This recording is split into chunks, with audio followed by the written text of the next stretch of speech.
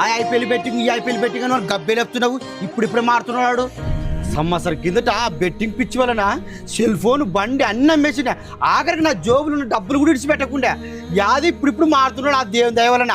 అది కాదునా నోర్మే, వాడు బెట్టింగ్ గిట్టింగ్ అన్ని బంద్ చేసాడే. నువ్వు ఫస్ట్ మా ఇంటి కాడికే రావద్దు. వాడు చేస్తున్న తప్పలేమంటే నీతో జత కట్టడమే.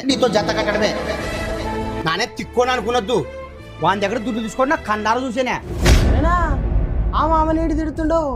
లేదులే చరణ, మీ నాన్న కరెక్టే మాట్లాడుతున్నాడు. ఇంటి నుంచి బయటకు పోవాల్సిందేలే. మాటలు ఏం పట్టించుకున్నద్దు మామా. లేలే చరణ, పోవాల్సిందే కానీ కాలకన్నా మొక్కుతారు మామా. సొత్తిగానే పోవాల్సిందే. అటు చేద్దు మామ, కరెక్ట్ ఆయనకి రెంట్ కడుతున్నావు కదా మామా. రెంటా? మన ఇంటికి మనం రెంట్ కట్టడం ఏంటికంటే బెట్టింగ్ లో బండితో పాటు ఇల్లు కూడా పెట్టండి కొడుకు. నువ్వు చాలా కంట్రీలో ఉన్నావు బేట. ఏ నా కొడుకుని